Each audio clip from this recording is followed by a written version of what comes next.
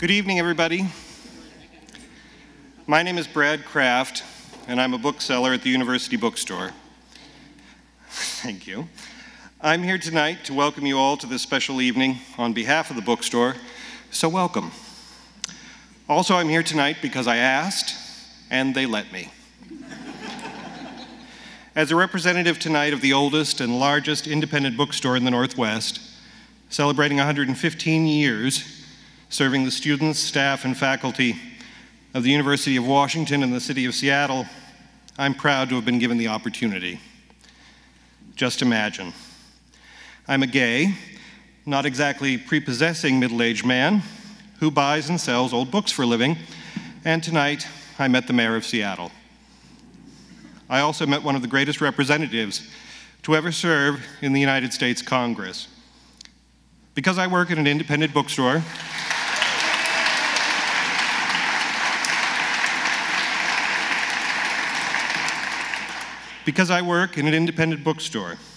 a bookstore that offered health coverage to my husband long before any law required it, a bookstore, I'm especially proud to say, that is now run primarily by women executives. Thank you. A bookstore that supports and promotes its GLBT staff in all our efforts at outreach to our community, a bookstore that brings more than 500 events like this to the city and the region every year.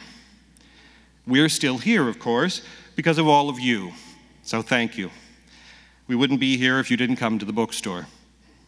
Finally, I'm here because of Barney Frank and Ed Murray. I'm here because of all the gay, lesbian, bisexual, and transgender people who have struggled and marched and fought, and yes, sometimes died, to make conversations like tonight's, to make our lives, my life, possible.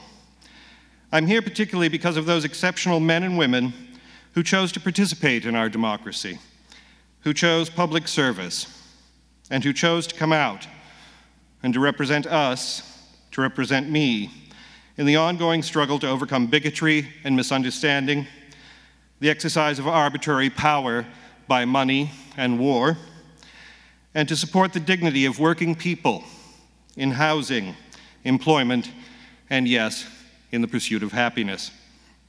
I'm here because Barney Frank was there. I'm here because Seattle can and did elect the first openly gay mayor in our city's history. I'm here because they were there for me. It is my very great honor, then, to introduce the mayor of the city of Seattle. Please join me in welcoming the Honorable Mr. Ed Murray.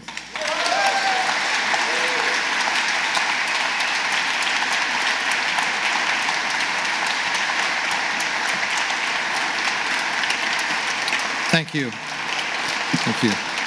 Okay. Thank you very, very much. You know, let me say a little word about Indiana before I introduce Barney. That's all I was going to say. No, actually, Mayor Lee in San Francisco and I think, were a little concerned after we took the action we did, and then there was a little radio silence for about 24 hours. But I noticed today the rest of the country seems to be catching up. So thank you all.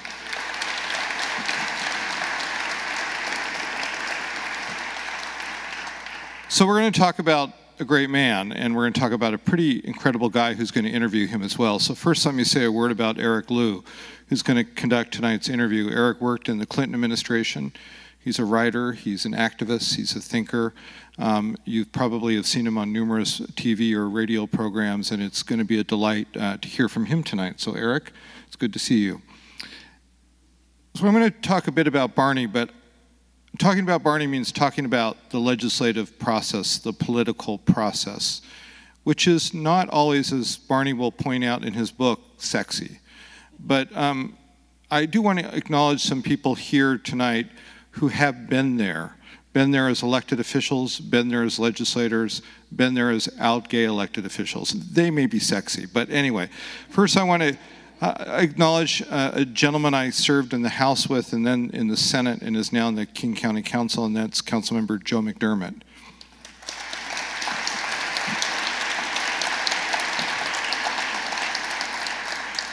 who is here with his husband.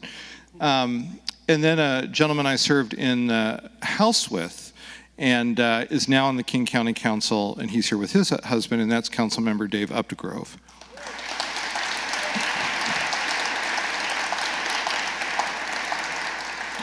And then my predecessor in the 43rd District in the Senate, and that is Senator Pat Thibodeau, who's right there. Got a wave, Pat.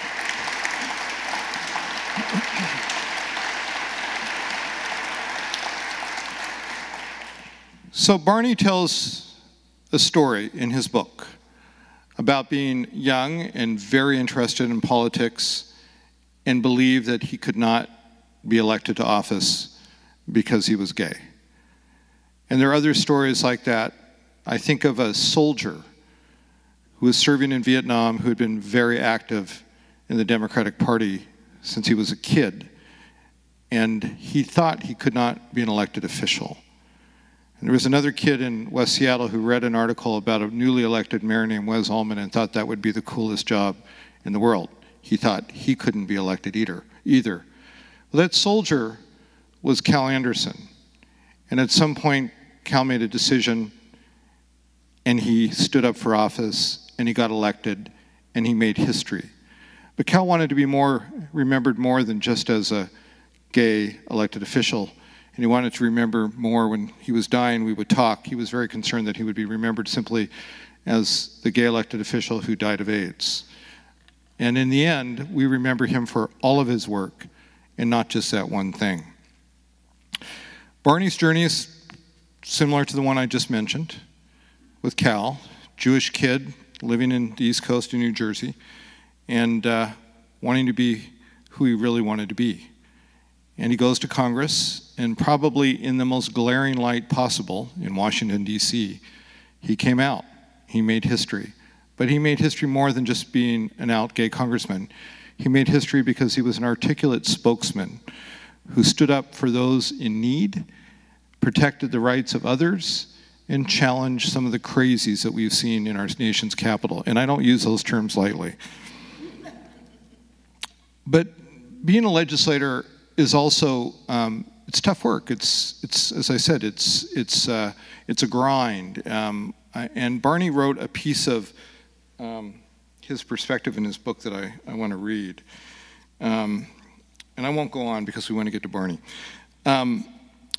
He writes, given the left's vision of itself as a tribune of the people, it's a bitter irony that conservatives have proved much better at grassroots advocacy. He goes on to mention that they're really good at writing and meeting with their elected officials. And he mentions that many of us on the other side of this love applauding speakers who denounce the unfairness of a particular situation and rail against the political system. He goes on to say, I formulated a rule. If you care deeply about an issue and are engaged in an advocacy group on behalf of that issue, and you're having fun and it's inspiring and heightens your sense of solidarity with others, then you are most certainly not doing your cause any good. Said like a true legislator, like the outspoken guy he is, ladies and gentlemen, Congressman Barney Frank.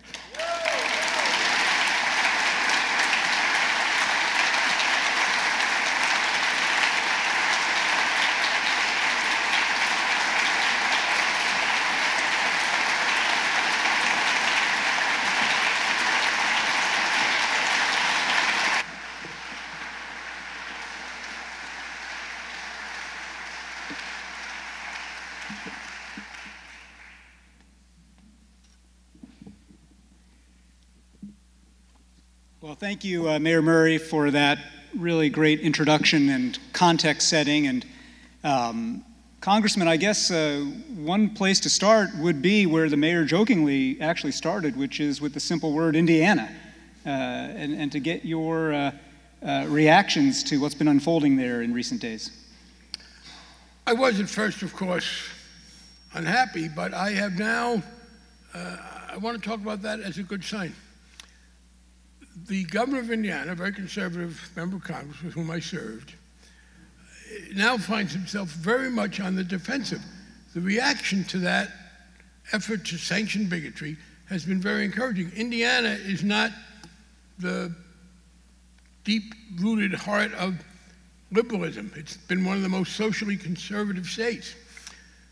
And the fact is that there has been an overwhelming reaction within Indiana against this, to the point where the mayor, look, it's a sign that a politician is in political trouble when he has to say something that totally contradicts the facts, that he knows no one will believe, but he hasn't gotten any other thing to say.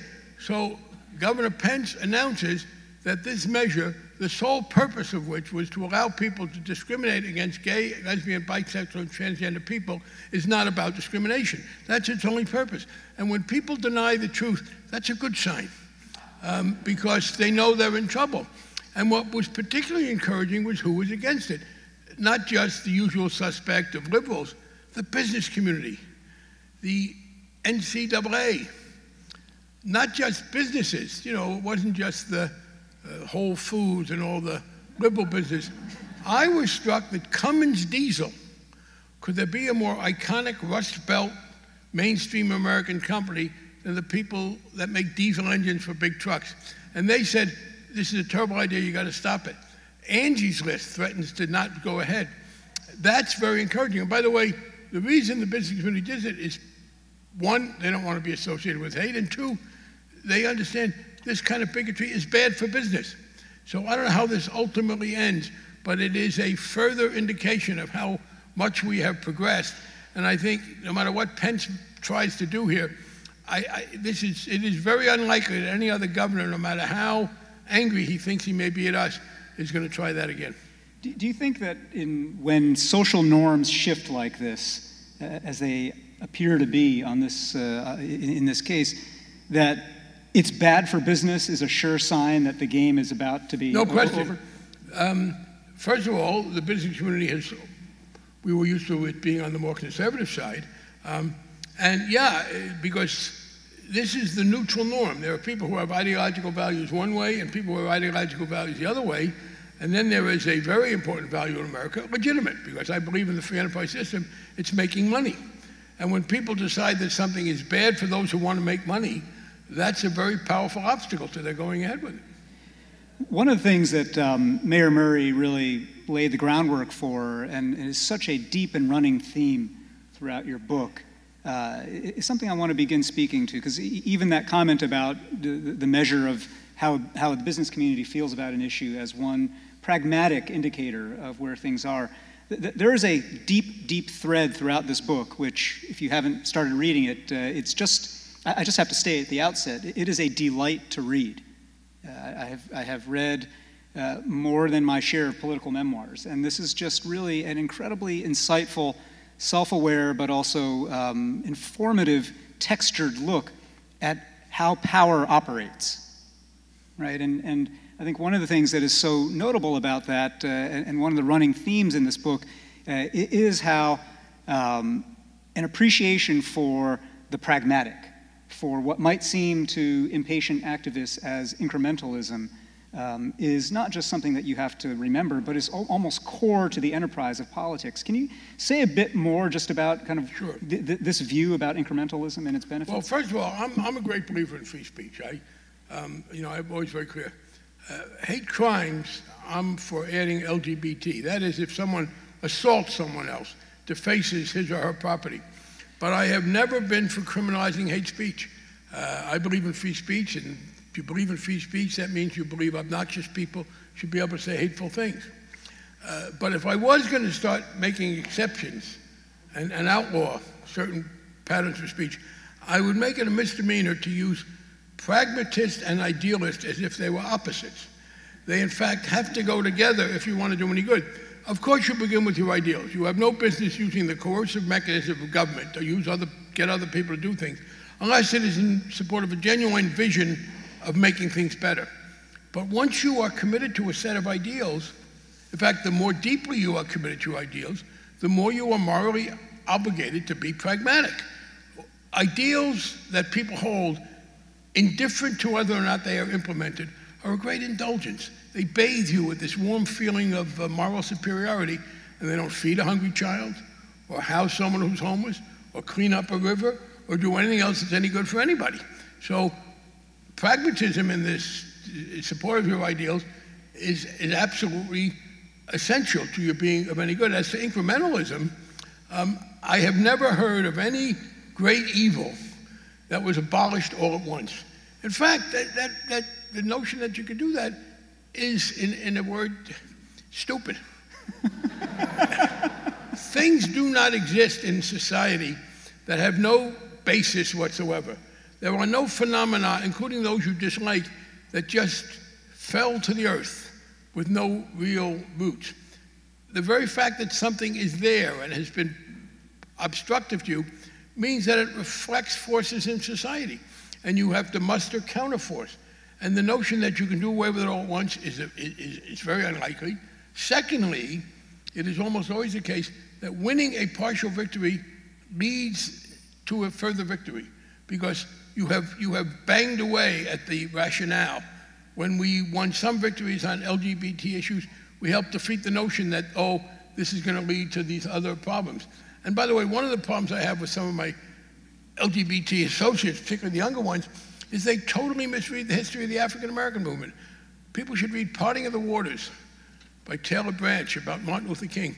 Martin Luther King was an inspirational moral leader and one of the smartest, we would say in Boston, one of the cutest political strategists you ever saw, because he understood, you go here, you pull back, you do this, you do that. He had a great sense, and just one last issue that people forget.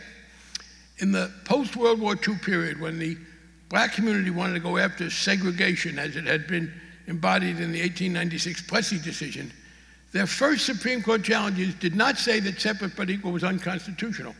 They said that separate but equal isn't being fairly applied, that they say it's separate but equal, but it's not equal. And Thurgood Marshall and his colleagues won lawsuits originally in Oklahoma and Texas, not challenging the doctrine of separate but equal, but saying in practice it isn't equal and you have to treat us better. And that was a way to undermine the whole separate but equal. First you prove that separate but equal was in fact impossible, and then you went after it. So I don't, the alternative to incrementalism is self-righteous frustration. Or a, perhaps, as we've seen in Tea Party politics over the few years, a maybe dangerous utopianism, right? True, but I have to say this. I wish the Tea Party was as unrealistic as some of my friends on the left. Look, we have this problem. I did not agree with everything in Occupy, and I thought their economics had some problems, but I basically agreed with the thrust of what they were saying, and I very much disagreed with the Tea Party, although there's an element of the Tea Party with whom I've been aligning myself in terms of pulling back America's excessive military intervention. But the Occupy people had very little impact on public policy, unfortunately, and the Tea Party, unfortunately, had a lot. And look, part of the problem is it has been the case that when they are angry and think public policy needs to change, there has been an instinct on the left to march. There was an instinct on the right to vote. And voting beats marching when you're trying to change things. So one of the things, I mean, it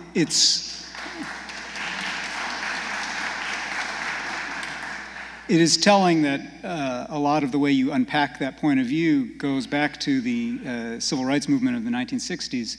Indeed, you tell the story in your book how maybe one of the earliest crystallizations of that point of view was the time you spent in Freedom Summer in Mississippi with activists, some of whom took a more kind of non-incrementalist approach, right? Right, well, you're right. There are actually two fault lines here.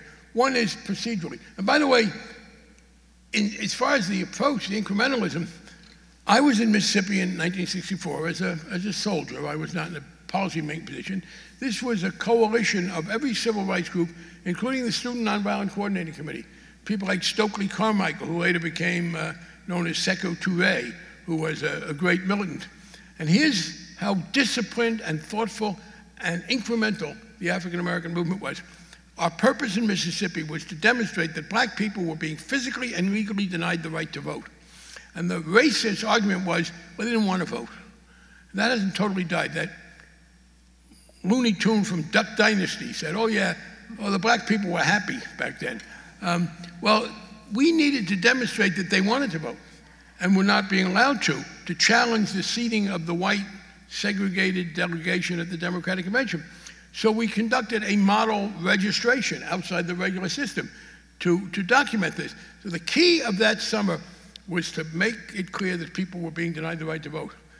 As the summer began, in July of that year, it was 1964, Lyndon Johnson signed the Civil Rights Bill. And it became legal for black people to eat at restaurants and lunch counters in Mississippi, which had been a major cause. And the NAACP and the Student Nonviolent Coordinating Committee, John Lewis, Stokely Carmichael, Martin Luther King, agreed not to take advantage of that law because we wanted to focus on voting rights. And voting was more important than integrated lunches, although one was going to lead to the other. So the summer of '64 saw the voluntary observance of continued segregation, which had been made illegal in the interest of putting all the emphasis on voting rights. That was disciplined incrementalism that was correct. You know, of course, Stokely Carmichael not only changed his name, but became the most fierce advocate for, in the title of his book, Black Power. Black Power, right? Yes. But he was, in '64, he was still sophisticated enough about how to do it. Well, people have said, well, the black community, Gandhi, they believed in marches and demonstrations. You know, in both cases, in Gandhi's case and in Martin Luther King's case, they relied on demonstrations when the people they were representing couldn't vote. In fact, what did the black community, we got the Voting Rights Act. Scandalously, as we celebrate the 50th anniversary of the terrible sacrifices to get it, we have a right-wing Supreme Court that gutted the Voting Rights Act. But what Martin Luther King and Gandhi were fighting for was the right for their people to vote. And once they got the right to vote, the role of demonstrations diminished because voting was more effective. You alluded a moment ago to the generational dimension of this, and it's true both in issues of racial justice, it's true in issues of LGBTQ justice and opportunity, that particularly today's younger generation of activists may not see it the way that you're describing, right? We recently had here in Seattle a group of young activists from Ferguson who essentially were saying exactly what you would have predicted, that we don't need to learn this system, we don't believe in this system, that we're not trying to enter into politics, that what we believe in is protest and not giving the system any patina of legitimacy by even trying to enter it, right? Yeah. And that echoes, of course, today. How do you cross that generational divide? Fortunately, they are very much in a minority because what is happening in Ferguson today, fortunately, is black people voting. And that viewpoint has been rejected. I always ask you, our point is protest. And then what happens? What happens? How does that, I don't understand the mechanism. How does that change things? Now, by the way, demonstrating, marching, that can be a very effective part of organizing. It can be that getting people together can help them if then what you do is say, okay, and now let's start voting. I mean, I complained to an Occupy official that I never saw a voting registration table at an Occupy site. They said, well, that's not what we're into. Well, that's kind of that's giving up. And in fact, well, that's what those people said in Ferguson, those younger people. It hasn't worked. But I neglected, if Eric would let me, an important part of your question, because there were two splits. One is, how do you go about it? The other is, what's the goal? And it was true, both in the movement for civil rights among African Americans and among some in the LGBT movement, there was this notion that we were not trying to integrate the discriminated against group into American society because American society stank. It was bourgeois and stifling and culturally dead, and therefore you take the group that has been denied participation in that, and they become the cultural spear by which you transform the society into a much more lively communitarian body. And it was my experience in Mississippi and my experience now that the great majority of African Americans and the great majority of gay and lesbian people have no interest in transforming American society and being the cultural vanguard. They just want to be like everybody else. They want to be able to be left alone and enjoy themselves. And that was one of the problems that some on the left had, but I think overwhelmingly it is clear. Look, there was a point at which some people in the LGBT movement, including a lot of lesbians, who were very angry at the notion of marriage because they thought marriage was this terrible bourgeois institution. Well, first of all, we pointed out that marriage was always going to be voluntary. And secondly, the overwhelming majority of gay and lesbian people wanted to be able to show their love in a formal way and wanted the health benefits and the ability to pay lower taxes. They want to be like everybody else. And I think that's one battle that's been conclusively won. The separatism is gone. You know, you have a line in the book about how you know, in a self-deprecating way, how bourgeois your pursuits have been of seeking marriage equality, of seeking, you know... In 2006, a particularly bizarre Republican from, of all places, Indiana, announced in his campaign that if people voted for his Democratic opponent, Nancy Pelosi would then allow me to enact the radical homosexual agenda. I was very pleased that John Hosteller was his name. He lost by the largest margin of any incumbent that year. So the next day, the day after the election, I was addressing the Boston Chamber of Commerce, a very good group. The local chambers of commerce tend to be much easier to work with than the national ones. I see some of the elected officials affirming that. So I said, look, I have to tell you, I come to you with a sense of inadequacy because yesterday in Indiana, the voters, at least one district, apparently ratified the idea that I should come to Washington with a radical homosexual agenda, and I don't have one. I am sorry, but I do have things I want to achieve for gay and lesbian people. Here they are. I want us to be able to get a job, get married, and join the army. Now, in the history of the world, what self-respecting radical would take as his platform, get married, get a job, and join the army? So I had to confess inadequacy. You know, you say this with that self-deprecating humor, but in fact, part of what undergirds a lot of this, though you may not, I don't know how comfortable you are with the word, is a deep abiding sense of patriotism. What you're aiming to do here is to claim the institutions of the country, whether it is marriage or service in the government or in the military. I agree with you, Eric, and you know this very well. And as you said, people said they don't want to give a patina of approval to the system. Well, in the first place, participating in the system doesn't mean you think it's good. It means you think it's there. There was a 19th century transcendentalist named Margaret Fuller, a brilliant woman, one of the few women to be an intellectually strong figure in that period. And at one point she said, I accept the universe. And somebody, it was either Emerson or one of those people said, well, by gad, she'd better. Meaning, what do you mean you accept the universe? What the hell is your alternative? You're going to say you don't accept it, it's going to go away? In fact, if you don't like the system, there's only one way to change it, which is to grasp its levers of power. You know, ignoring something never makes it go away. And I accept the patriotism thing. And this is why I think the right has the advantage. And it's a very good point that I should have emphasized more. The right is intensely patriotic, to a fault in some ways, because they would always argue my country right or wrong, and in fact they complained that Obama apologized a couple of times for things America did. You never apologize for America. By the way, Ronald Reagan apologized for America. When I was in Congress, one of the things I was very proud to do was to sponsor the bill that admitted how wrong we were when we rounded up the Japanese Americans during World War II and made a payment of $10,000. And as chairman of that subcommittee, I got to read on the floor of the House of Representatives words that are still very moving to me.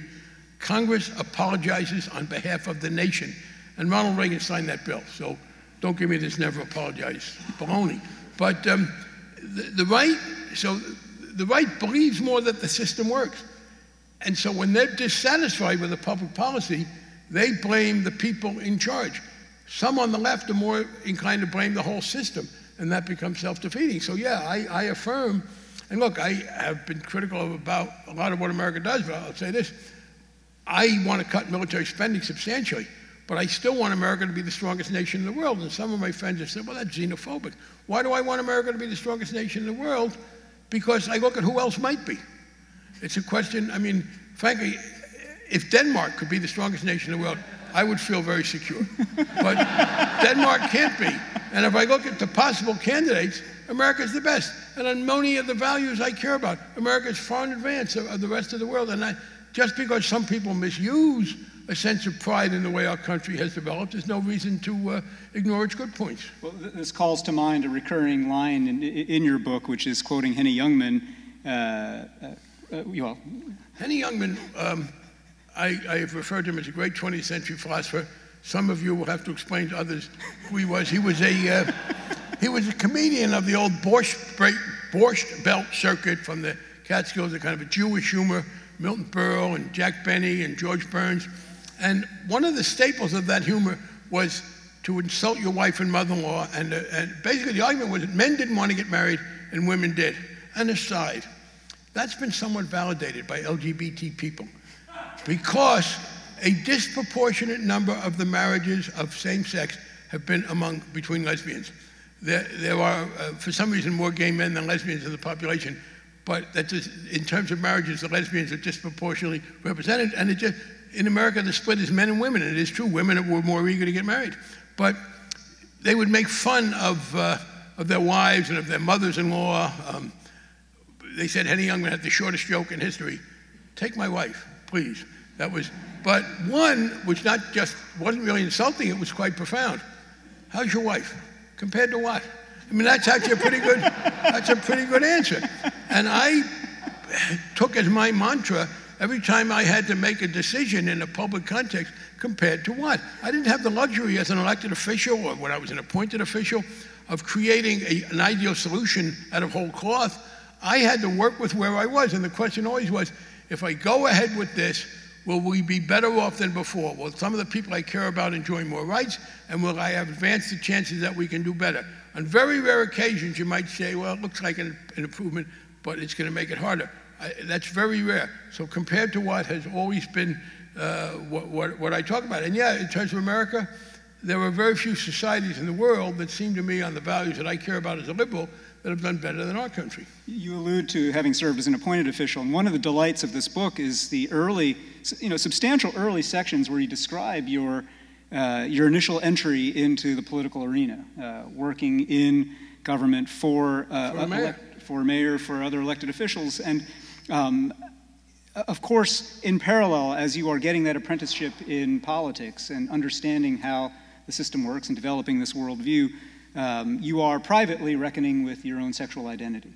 And you begin the book reflecting on what you were like when you were 14. You say you were a pretty normal 14-year-old who was really into government and politics, except that you also liked the other guys who were involved in government politics. And no, I didn't like the other guys. I liked actually at that point my own age. So I liked the other teenagers. But fortunately, we are a community with a great diversity and attractions, because if everybody was attracted to the same kind of person, there'd be a long line for few people and a lot of unhappiness. So, this diversity of attraction is very important. But maybe that's intelligent design. I haven't found it in too many other. I haven't found it in too many other manifestations of the world. Maybe that's it. But I was 14, and I was attracted to politics. My father bought a television set in 1940. He was an early adopter, as we said. And I was outraged by the murder of a boy my age, 14, a black kid in Chicago named he was from Chicago, murdered in Mississippi. His name was Emmett Till. I saw the Army McCarthy hearings where people were using verbal skills to tear down this terrible bully and demagogue, McCarthy. So I said, boy, I'd like to make America fairer. And that verbal combat, I'm good at that. I knew I was good at arguing, mostly because I had heard by then, I was 14, a lot of teachers say, stop arguing with me. So I knew that meant they were frustrated. So I wanted to get into politics, but I knew I was gay. And so I believed at that point I would never be able to win an elected office. Interesting, I was also discouraged by the fact that I was Jewish. And one area I want to stress about great progress in America, anti-Semitism in 1954 was a substantial obstacle to careers. That's pretty much disappeared. There were some crackpots out there, but there was no longer a barrier to Jews doing things the way they used to be, and that's a sign that our society is capable of improvement. But I figured then I would have to hide myself to go into politics, and here's my frustration. I wanted to make society better by using government to influence things like greater fairness, etc. I was afraid I would never be influential in government because I was gay. As time went on and the prejudice diminished, I became influential in government, but by the time I became really influential in government, government was no longer influential in society. And so much of what I try to do in the book is to talk about how I'm happy being gay is no longer a problem. Now I want to make government better. And as I said, when I symptom that in 2012, when I retired from Congress, and Jim and I get married, the first member of Congress to be in a same-sex marriage, still the only one. people polled. I'd been chairman of the committee that did the financial reform bill, and I was told by the people who polled that my approval rating for marrying Jim was higher than my approval rating for passing the financial reform bill. Now, I'm very proud of both Jim and the financial reform bill, but I would not have expected there to be that disparity when I first started in politics. I want to get back in a little while to financial reform and to this broader, the case you make for the role of government. But just to rewind a half step, there's a real poignant parallel or contrast throughout the book between, on the one hand, the way in which a lot of your early career, you say very happily, was the result of accident, phone calls that you got that suddenly changed the course of your interests when you thought you were going to go into academia, when you thought you were going to go work in this job, and a sort of openness to that, while at the same time you had this, by what you felt was necessity, this tightness and sense of control that you needed to exercise over your own sexual identity and about just kind of what would be known to whom. How did you reconcile, on the one hand, that spirit of, hey, I'm just going to go where things lead me, and in a sense, kind of that risk-taking, entering into public life, with at the same time this need during those early years to keep a lid on things? That's a good question, and it's a good question too, which made me think about an angle I hadn't really fully thought about. I mean, I wanted to stress the fact that it was often a phone call or a circumstance that I couldn't control that had me taking an opportunity, because there is this model of the young man, it's always a man, women not treated this way, who was so determined to get ahead in politics that he plots and plans every stage of his career, and then winds up as a congressman or a president, I suppose, taken to ridiculous extremes. It's that terrible show House of Cards, which I wish no one ever watched because it is such a benign, baleful influence on people's views of politics. But in my case, something I had no control over came in, and I thought that was important. But at every stage, I had to say to myself, okay, how will this affect my decision to be closeted? And I started out figuring I would just repress my personal life. And I guess maybe I believe this thing people say that I now think is nonsense. Oh, she doesn't need a career. He doesn't need a private life. His career is so rewarding that it does what a private life might do. I've never found anybody for whom that is true. There are needs we all have, personal, emotional, physical, that no career will satisfy. And in fact, what I found as my career took off and I had more public acclaim, the disparity between being a highly regarded public figure and a very lonely private person made it worse. It exacerbated the thing. So I began to, I would think, okay, if I'd move into this next stage, what can I do? Finally, and it became critical at this point, I made the decision when I first ran for office that I was going to be a coward but not a hypocrite. Namely, that I would be a state legislator and I would not tell people I was gay. This was right after Stonewall, when it became possible for the first time to do things in support of the rights of ourselves. But I was never going to be a hypocrite. That is, I would be an elected official if I could be, and I would be an advocate for the rights of lesbian and gay people, even though I would voluntarily deny myself those rights. And I have no patience whatsoever for people who are themselves gay and then get elected to office and penalize other gay people. That's not privacy, that's hypocrisy. And they should be exposed as hypocrites for doing that. But by the late 70s, that was too much of a strain, that degree of repression and self-denial. And I said, this is ridiculous. I am fighting for the rights of gay men to have a good life and then voluntarily refusing to exercise any of them. It's not a sensible way to behave. So I started coming out to my siblings and close friends. And I was in the process of coming out. And then one of those events over which I had no control intervened. Pope John Paul II. There was a congressman in the district next to mine named Robert Drinan, who was a very liberal, very articulate Jesuit priest. And conservative Catholics went to the new Pope, John Paul II, and said, you got to get him out of Congress because he's way too liberal and he's giving people the wrong idea of the church, walking around with that collar and being a liberal. So the Pope ordered him not to run again, creating the vacancy which I was able to fill, leading Drinan to tell me later that he deeply regretted that he had never been allowed near the Pope, because he really wanted to say, Your Holiness, that business where you told me I couldn't be a congressman anymore, did that work out the way you expected it to? I was the result. But if only the Pope had asked, compared to what, right? Yes, that's right. Very good. And, well, see, that's the problem of having an absolutist as opposed to an incremental approach to things. The new Pope probably would have asked compared to what. But what happened was, at that point, that I went back in the closet, because I had a chance to be in Congress, and I knew I could never do it. So that's the answer to your question.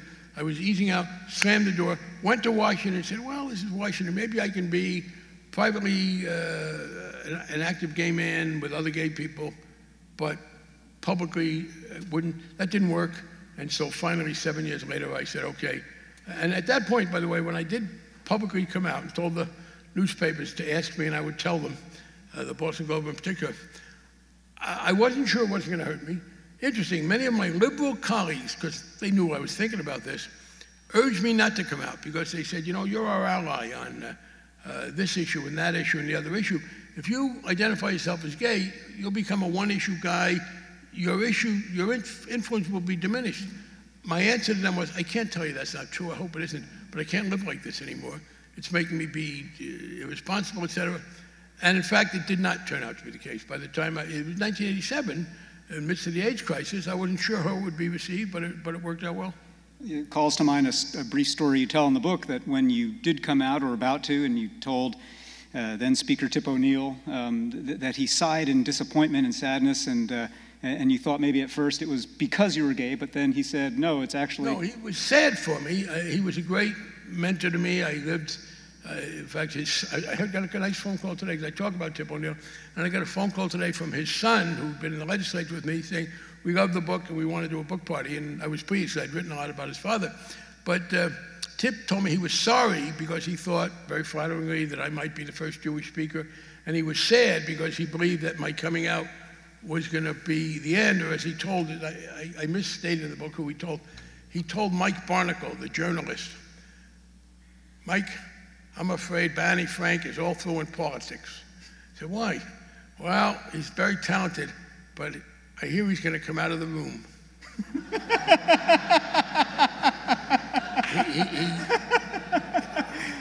That's what larger-than-life people do when they come out of the closet. They come out of the room, right? Well, I want to return now, just before we go to some of the questions that have been submitted already by folks here, back to the second big strand throughout the book about the role of government and your view. I mean, one of the things you observe is that Democrats, even when Democrats are not in power, bear essentially, in the court of public opinion, the burden of defending government, right? So when things go wrong with government, they blame Democrats. Let me give you the best example. By the way, the Democrats have had control of the House, the presidency, and the Senate for exactly 4 years since 1980. Your 2 years with Bill Clinton, when Eric worked with my brother in the administration, and the first 2 years of Barack Obama. So we are held accountable when for 31 of the 35 years we did not have the power that people attribute to us. And as an example of how we get blamed when people are mad at government, no matter who is in power, take bailouts. People hate bailouts, and many people will tell you that it's the Democrats and Obama that did all these bailouts. There were 5 bailouts during this critical period. Bear Stearns, AIG, Fannie Mae and Freddie Mac, the auto industry, and then the banks in general through the TARP. Every one of the 5 bailouts was initiated by George W. Bush. 2, he both initiated and completed without congressional involvement. In 3, Congress intervened. In one case, fortunately, with the auto dealers, with the auto companies to help save them better than he wanted to. But all 5 bailouts were Bush, but people blame Obama for the bailouts. And yeah, there is this, the Republicans benefit because and it's true, we believe much more than they do in government, but we then get blamed for their mistakes. So one of the things that I think is interesting about your defense of government that runs throughout the book is reckoning with particularly a lot of working class whites who have left the Democratic Party over the last generation. And you say it's not for the reasons that are often bandied about by pundits, which is gods, gays, and guns, right, to use that formulation, but that it is simply because in their perception, government hasn't delivered for them economically, that their economic living standards have declined and they blame government. I'm convinced even more of that as I think about it. Guns is a problem, and we have to accept the fact, look, one of the great parliamentarians in our history, and that I served with. Tom Foley, Speaker of the House from Eastern Washington, became the first Speaker of the House in a long time to be defeated for re-election because he advocated sensible gun regulation. And that was a critical effort in his factor in his losing in 1994. Not the only one, but a critical one. The proof that it's not the social issues, which people argued for a while, including Thomas Frank and what's the matter with Kansas, and I thought there might be something to that. I was always a little bit worried about its accuracy. But here's the deal, and I should have been more explicit about this. My book chronicles, I think everybody accepts, the fact that there has been a precipitous decline in anti-LGBT feeling at the same time that liberals have lost support among white working class men. Well, if it was because we were identified as pro-gay that we lost them, then those two couldn't have happened at the same time. I mean, white working class men are as little homophobic as anybody else. I think, and it's, by the way, it's not because of religion. Nobody's lost because she or he wasn't religious. And the only people recently who have lost on the abortion issue were two Looney Tunes Republican candidates for the Senate in 2012 who talked about legitimate rape and God wants you to have that baby that was a result of rape. I mean, so what is it? Here's what it is, it seems to me. From the beginning of World War II until early 80s, if you were an American willing to work, particularly after World War II, people got demobilized, America dominated the world because we came out of World War II with the only functioning economy in the developed world. Everybody else had been physically destroyed and the manpower taken away. So Americans made anything and sold it everywhere. And if you were an American without any particular advanced skills or degree, but you were willing to work, you could go into a factory and make a good living. You could become a member of the building trades and help build this country with all the deferred stuff from World War II. But by the mid-70s, that was starting to change. The oil countries were raising the price, squeezing us a little, and the rest of the world was catching up to us. And by the 90s, it was no longer the case that Americans could just go and do manufacturing. So what's happened, and it's been exacerbated by our trade policies, the way we dealt with them, and the way it is today is very simple. The great increase in wealth, and America has done better than any other developed country, has gone disproportionately to a small number of people. And those white working class men, I say white working class men because if you were black or a woman, you did not have the same opportunities in the 70s that white working class men did. But white working class men now find their relative economic position has eroded. And the problem is not that they don't believe in government philosophically, but that they do. They believe deeply, instinctively, that if the government really cared about them, then they would not have been so badly treated. And it wouldn't have happened under Franklin Roosevelt and Harry Truman. So they blame the current Democrats because we have not put forward public policies that have alleviated their distress. That's where the social issues come in. Some do argue, oh, it's because they only care about women and blacks, but it's not that primarily. It is a sense of abandonment. Again, I don't sing good, but some of you remember the song Winchester Cathedral. Winchester Cathedral, you're letting me down. You didn't do nothing when my baby left town. You could have done something. You didn't do nothing. That's their view of the government. The government didn't do nothing when their economic position was being eroded. And here's the frustration. Because they're mad at government for not helping alleviate their economic situation, they punish government by voting for people who don't like government. And that makes it even less likely that we'll be able to do anything. And so they perpetuate this problem that they object to. And I'm convinced, if we were to get the revenue to expand government programs in some areas, we could alleviate their distress. For example, we could have a massive construction program to not just repair, but expand the infrastructure. We could, in this country, usually put everybody in the construction industry to work with overtime and bring in new people. And by the way, by now, thanks to technology, the construction industry can be integrated by gender because there is not as much brute strength required. So we could hire a lot of people in the construction industry. We could have a situation where if you were good enough, intelligent enough to go to college, you could go for $1,000 to a good state university, which used to be the case, and now it's been gone because we've taken the money away. We could move Medicare down from 65 to 55. That would take an enormous burden off working people worrying about their retirement. We could do a lot of things that would make those people, white working class people, less unequally treated. We could give them more of a sense of economic security, and that's a twofold thing.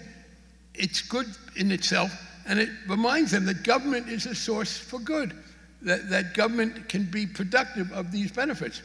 The problem is that we don't have the money to do that, because you're not going to get taxes raised. I mean, this current right-wing Republican group is letting Dwight Eisenhower's legacy literally crumble in the interstate highway system.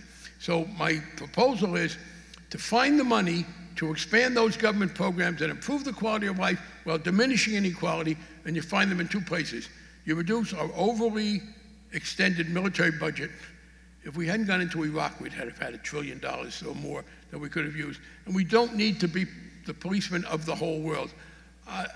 Yes, we need to defend ourselves. Yes, we need to protect others in some cases, but we are greatly overextended. I'll give you one example. Well, you know, it's sensitive. We're here in the place where you make a lot of airplanes. The largest air force in the world is the U.S. Air Force. Do people know what the second largest air force in the world is? It's the U.S. Navy, exactly. Now, on the assumption that the Navy and the Air Force will not go to war, we could probably reduce one or the other without endangering our security. Secondly, in addition to reducing, and you reduce the military by not intervening where we can't do any good, where we get embattled in trying to make, the military can stop bad things from happening. They can't go into Iraq or Afghanistan or Yemen or any place else and create a coherent society where there is not among the people the willingness to do that. And we get bogged down and waste a lot of money. Secondly, as you have led the way here in Washington, we can stop criminally prosecuting people because we disapprove of their choice of recreational drug. And that would save an enormous amount of money. And I would object two things. No, it is not possible to fulfill the current agenda we have set ourselves for the military interventions around the world less expensively. Because I will tell you as a member of Congress, yes, I will vote against some of those interventions, but if we send our young people into war, I have a moral obligation to make sure they are protected. We're not going to wage war cheaply. As for the criminal justice system, people have said to me, well, why does it cost so much? Let's make it more efficient. Why does it cost more to send someone to prison than to send them to the state university? Well, there's a very easy answer. People do not try to escape from the state university. When you send people to a place where they are confined against their will 7 days a week, 24 hours a day, it costs a lot of money. And there is no reason, people hit other people over the head, I want them locked up. But the notion that people who are using recreational substances, which do not cause them to hurt other people, I mean, that includes heroin. Nobody hits anybody else over the head because he's using heroin. He hits people over the head because he needs the money to buy the heroin. So you could take the violence out of this. And I wish people wouldn't do these substances. I wish a lot of things. I'm ready to try to discourage people from doing it. But I do not think we can set ourselves up to insist and criminalize poor choices that people make. It's not a free society when we do it. And there's not enough money in the world to keep people from making those choices on their own. If we had that amount of money, I believe we could, in fact, improve this society. We would diminish inequality. One other thing we should do, I just want to throw in, to diminish inequality that doesn't cost money. And I think liberals have been a little guilty here. People are just waking up now to how important labor unions are in making sure that working people have a decent wage. And that's, you know, we have a Republican candidate for governor, Scott Walker, whose major attraction to his fellow Republicans is that he is a buster of unions, private and public. And I hope white working class men will understand what a danger that is to their economic future. So I want to turn now, Congressman, to some of these questions. And actually the first one in the stack here picks up on a bit where you left off. I mean, the more you read this book, the more you see the ways in which it is not easy to put Barney Frank into a pigeonholed category, right? I mean, there's for all the caricatures that your opponents on the right have made of you as a radical liberal, there is this through line of identification with the blue collar and almost against elites. And there's a through line of, as you said, of this kind of, you know, happily bourgeois approach to things. But one of the things that is also a through line in the book is you know how and when to use wit and the force of ideas both to beat the other guy, but also to win other guys over. So here's the question. What can we do to stop this apparent attitude of, quote, I'm right, you're wrong, so shut up till you agree with me, which seems to have permeated Congress and our political structure? Thank you, and I will. As far as yes, I do believe my tastes are similar to those of most people. That doesn't make them better or worse, but I think there have been times in some areas where my liberal friends have at the upper end of the socioeconomic scale, try to impose an aesthetic that is not widely shared. And you're telling people they can't have a job because we don't want climate change. That's very important. But if we don't want them to have a job because of some aesthetic consideration, I think that could be a mistake. And I quote here a great man, Oliver Wendell Holmes, Justice Oliver Wendell Holmes. He was once encountered leaving a burlesque theater in the early 20th century, and someone said, Justice Holmes, how do you account for being in a place of such low repute? And he said, fortunately, I am a man of low tastes. And I always thought that had a certain advantage. But with regard to humor, first of all, I fool around because I get bored. And it makes me happy to think of funny things. And I don't have great mechanical skills. I mean, I can still hear Jim in my head when we're home saying, Barney, don't touch it. Oh, I can't get this open. Don't touch it. I'll do it. I'll fix it. You'll break it, which is true. And I don't have any great musical ability, but I was born with a good sense of humor, and I enjoy it for me. But there are two things. First of all, humor is important because you are competing for people's attention span. There's this welter of information. If you can say something funny, they're likely to remember it. You can also use it as a weapon, but I'm going to get to the second part of that question. People don't like to be laughed at, but I've always, well, with very few exceptions, I have tried to be humorous at the expense of people's ideas or political views, not their personality. There are some cases where, in the case of some bigots, I have tried to be personally destructive. Remembering the British rule, a gentleman is never unintentionally rude. But how do you get away with that? Here's the deal. You ask Republicans to take their party back from the Tea Party extremists. The notion that we have bogged down, yes, it's true, but it's very recent.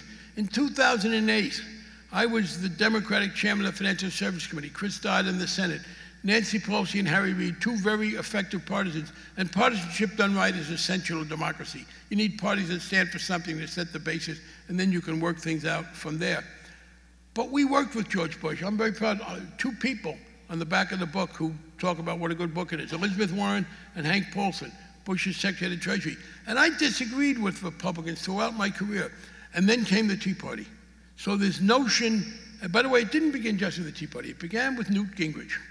There's a very good book by Martin and Sue Tolchin, T-O-L-C-H-I-N, and then a follow-up by Norman Ornstein and Thomas Mann.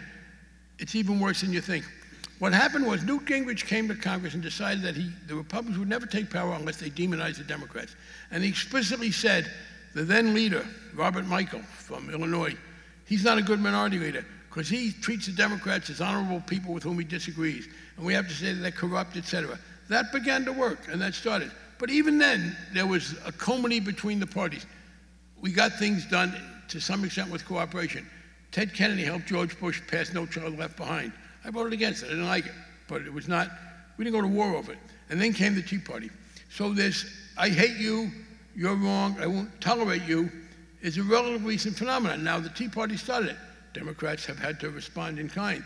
But what ends this is if the Republican, and it didn't used to be that way. I got a phone call before I come out here. Some of you will remember John Miller, a very good Republican, a reasonable Republican from the suburbs of Seattle.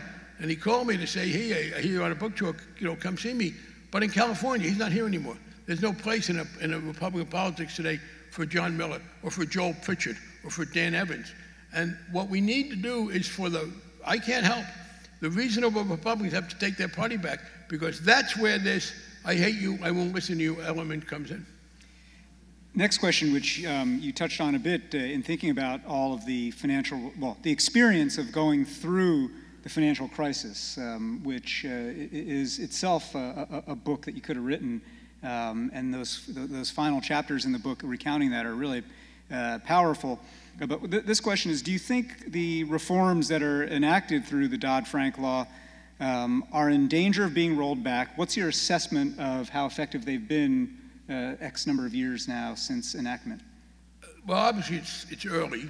One thing I can say is the right-wing argument that it was going to destroy the economy, if what we did was to destroy the economy, boy, would prosperity be impressive, because in March of 2009, when we announced what we were going to do and essentially did it, the Dow Jones Industrial Average was 6,500. It's now just short of triple that. Americans have the best economy in the world. The unemployment figures have been enormous. We've created millions of jobs. So clearly it has not hurt. I believe it has helped. The Consumer Bureau has already begun to do some things. AIG came to the Bush administration in the fall of 2008 and said, we owe $85 billion that we can't pay in debts. Can we have that money? Because otherwise the economy will collapse. So Ben Bernanke gave them the money. That was a Bush bailout. A week later, the Bush and Bernanke and Paulson were totaling up money they needed. They said, we need $85 billion for AIG. We said, you already did that. So they said, no, AIG came in. They didn't need $85 billion. They needed $170 billion. They were $170 billion short of what they needed. The guy who founded the company is now suing the federal government. We were unfair to him, he now argues, Mr. Greenberg. At any rate, that couldn't happen anymore. People, one, can't make the bad loans. We outlawed them that they'd been making that caused the problem. They can't get this deeply in debt. So I am pretty confident that we have made it highly unlikely that there will be another crisis caused by the same things that caused the last one. Nobody can predict what new things would be, but we have at least empowered them to deal with it. As to what do I think? That it's very secure. The president did sign a bill with an amendment that shouldn't have been in there, and I wish he'd vetoed it. It wasn't a huge weakening. It was something. The outcry against that from Nancy Pelosi, from Elizabeth Warren, from Hillary Clinton, who put out a statement on it, was so profound that I am now very confident. I talked to people there. I've talked to the Secretary of the Treasury. There will be no weakening of that bill between now and the end of 2016. The president would veto any. However, whether or not we maintain financial reform is one of the issues that will be decided in the next election. So will the question of whether or not we do anything about climate change. So will the question about whether we do anything about unions. Whether or not, and by the way, the terrible decision that allowed corporations to flood the zone with money was a 5-4 decision a few years ago. Ordinarily, Supreme Court decisions are not reversed. But a very controversial 5-4 decision within a few years is not firm. And if the next president appoints the right Supreme Court justice for the right vacancy, that should be overturned. So the answer is, I am very confident that financial reform is safe until the next presidential election. And if the Democrats win the next presidential election, it will then be long enough to be deeply embedded. But if the Democrats lose and the Republicans win, we will go back to the bad situation we were in before. By the way, one of the interesting insights in the chapters you have about financial reform and the crisis is that contrary to a lot of popular perception, it's not so much that the big Wall Street financial institutions tell Congress what to do and that Congress bows to them, but that rather organized people rather than organized money makes the difference. Organized people like car dealers, insurance agents, realtors, Look, community bankers. The lobby for the bad loans came in part from the people, from the realtors and the home builders who want to be able to do this. Next question, shifting gears here. How can we ensure a new Employment Non-Discrimination Act passes in the future? Very simple. Elect a Democratic House, President, and Senate. And if that sounds partisan, that is the reality. There are very few issues where the gulf between the two parties is as wide as LGBT rights. Unions is one of them, abortion is another, financial reform, of course. But if we get a Democratic House, Senate, and President, the next time we do, they will pass a non-discrimination bill that will be transgender inclusive. We didn't have the votes for that. And it's interesting. From 72 on, I saw people get used to us who were gay and lesbian. I'll be honest, when I first started introducing that legislation, 73, when we began debating it, introducing it in the 72, there was what I can only call an ick factor. Ugh, those people, we don't want to even think about what they do. But enough of us said, hey, look, who is who we are? Get over it. I'm your dentist. What are you getting all freaked out about? I'm in your softball team. I'm your teacher. So they got used to us. But the transgender issue, people had not yet done that. And as late as 2007, I ran into that same problem. We weren't quite there. Oh, transgender, I mean, you talk about transgender, Frank, and guys would cross their legs. I mean, it just got them all nervous. And then the transgender community did what they had to do. They said, look, here we are. What are you upset about? Here's who I am. And so we're now in that position. But it is still an article. It is still a negative for the Republicans. Now, the Republicans understand where the public is. Pence made that mistake. You're not going to see much Republican active gay bashing because they know that doesn't work. But on the other hand, they are too deeply rooted with their base to be supportive of us. So it will take the election of a Democratic House, Senate, and President to get a bill that outlaws discrimination based on employment. The next time we get that, it'll be. Now, there is this, maybe 6 years from now, if we get a Democratic President or Senate, there may be enough Republican representatives from some areas who out of self-preservation will say to the leadership, look, you got to let that bill come up. I'm going to vote for it. You can be against it. But I'm not confident that it would happen until you have a Democratic speaker. What about the role of culture in speeding that along, right? So one of the things that's interesting about, people have talked about how in the swelling of social norms and changing attitudes about marriage equality, that going as far back as Will and Grace on TV in the mid-90s began through popular culture to express that same thing. I'm your dentist, I'm your friend, I'm your neighbor. You know, there's no ick factor there. Do you see the same thing happening today with the trans community through popular culture and mass media? Yes, and it's being done better with the trans community. I think there are more compelling, favorable characterizations in the trans community. I was never a believer that having in Will and Grace Jack be an obnoxious jerk was all that good for our community. But I do think that yes, the transgender community with the two series that are going on now, Orange is the New Black or whatever, and the other one, those are actually exceptions to my usual rule that television does not help. Those two, I think, do. And the problem is that they reach the general public, but here's the difference. The Republican Party right now is in the control of a very conservative bloc, namely Republican primary voters. They are an unrepresentatively right-wing group that maybe they're only 15% of the public, but they dominate that party. And until we find some way for the other Republicans to unlock that, the Republican Party will be opposed. They won't be as aggressively against us. But you know, quoting songs, another one I won't try to sing. I don't sing well. But the Republican Party today, it's all about the base. About the base, no moderates. The final question I want to pose here, and you've alluded to it a couple of times, but it's just, what is it like now for you out of office and enjoying the life of a still very public citizen? What are the things that you're delighted to be unconstrained to do? What are the things that you miss? Well, I'm not constrained. I pretty much said what I wanted. There was one area, I mentioned this, some in the book. My editor asked me to. Being Jewish, well, it's a long time since I have had any theological feelings. I did not want to be too explicit about that because I didn't want to look as if I was dissociating myself from other Jews, given the history of anti-Semitism. For example, on the high holy days, I don't go to temple. I will tell you, personal, I think both the Jewish and Catholic religions made a big mistake by translating everything into English. Because as Latin and Hebrew, it was very impressive and poetic. I will be honest and tell you, as English, I don't think much of it. I think it's kind of banal and I'm not impressed with that language. But, so I don't go to temple. But I will not go out in public on those holidays. I won't be seen in a restaurant because I don't want to be in a restaurant and have someone say to some other Jewish people, well, why couldn't you come to work? I saw Frank out there. That's when I was in Congress. Now I don't feel quite as much of an obligation. Otherwise, here's the deal. I only get to talk about things I want to talk about. I mean, I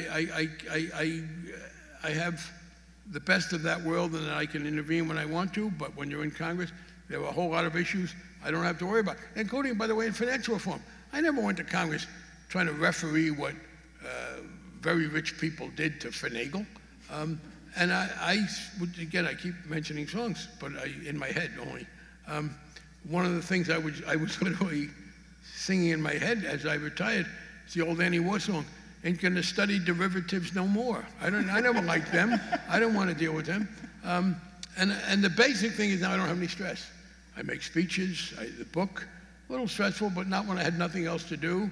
And hey, look, and I'll be honest, I had a somewhat messed up personal life by repression and et cetera. And I experienced love at 67, a lot later in life than anybody else. And one of the things that is now I get to live it. And I didn't want to miss that opportunity. Well, one of the things I'm going to do on that note is take a slight liberty. A day early, I'm going to ask, since we're in a hall with great acoustics, I'm going to ask all of you here tonight, to join me in singing Happy Birthday to Barney Frank, because tomorrow is his 75th birthday.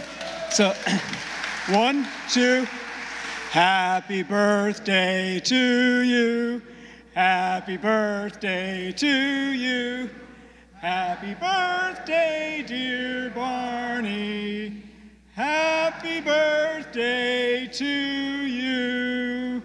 Thank you. Thank you very much.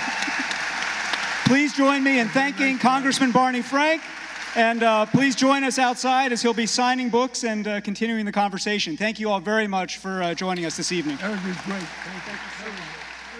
You really made me think about it.